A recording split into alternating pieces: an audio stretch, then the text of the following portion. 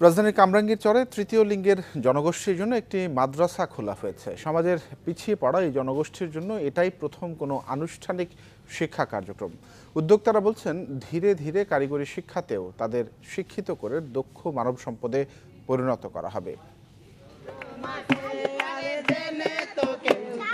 সমাজের বেশিরভাগ মানুষের কাছেই হিজড়া বা তৃতীয় লিঙ্গের জনগোষ্ঠী যেন অবজ্ঞার পাত্র।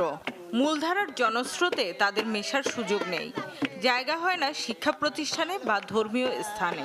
কোনো কোনো ক্ষেত্রে নিষেধাজ্ঞার কবলেও পড়েন তারা।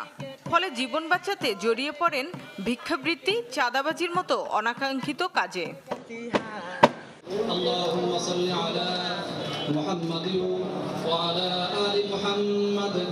এবার সেই অবস্থার পরিবর্তনে উদ্যোগ নিয়েছে দুটি ফাউন্ডেশন।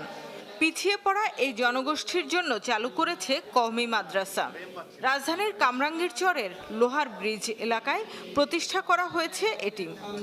অনেক ভালো লাগতেছে, আমাদের জন্য এরকম একটা সুবিধা করে দিছে, আমরা কোরআন শিখতে পারতেছি বা আমরা হয়তো বা অন্য কাউকে শিখাইতে পারবো ইনশাল্লাহ। হিজড়া চাষতে পড়তে খুব আনন্দ লাগতেছে, এখন আবার পড়তে চাচ্ছি আমি, আবার আরেকটা খতম দিব। এমন উদ্যোগকে শুধু সাধুবাদই জানাচ্ছেন না তৃতীয় লিঙ্গের মানুষেরা, ভাবছেন এর মাধ্যমে দীর্ঘদিনের অবহেলিত জীবনের কিছুটা পরিবর্তনের।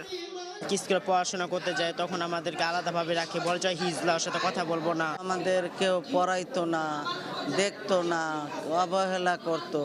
এখন তো হুজুরের আমগো পড়ান দিতে খুব ভালো লাগতো। কত হুজুর বলতো আমাদের দেখে, বলতো নাজুবুল আস্তাগফিরুল্লাহ, কিন্তু এখন যে কেউ বলবে না, এটা আমাদের খুব ভালো লাগবে। আয়োজকরা জানান, ইসলামী জ্ঞানের পাশাপাশি তাদেরকে কারিগরি শিক্ষাও দেয়া হবে। এখন ওরা যদি শিক্ষা থেকেই বঞ্চিত হয়, তখন তো ওরা অটোমেটিকভাবেই ওই পথটা তারা বেছে নিবে। এজন্য আমি ওদেরকে দায়ী মনে করি না, নিজেকে দায়ী মনে করছি।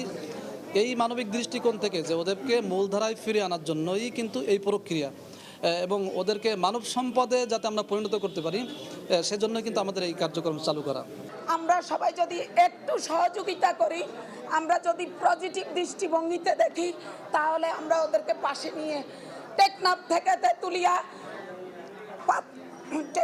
তেতুলিয়া, রূপসা থেকে পাথুরিয়া পর্যন্ত আমরা পৌঁছাতে পারবো। উদ্যোক্তারা বলছেন, এ ধরনের কার্যক্রম আরও চালু হলে দেশের নানা প্রান্তে ছড়িয়ে থাকা কয়েক লাখ তৃতীয় লিঙ্গের মানুষ বোঝা নয়, হবেন সম্পদ। শামিমা সুলতানা, চ্যানেল 24, ঢাকা।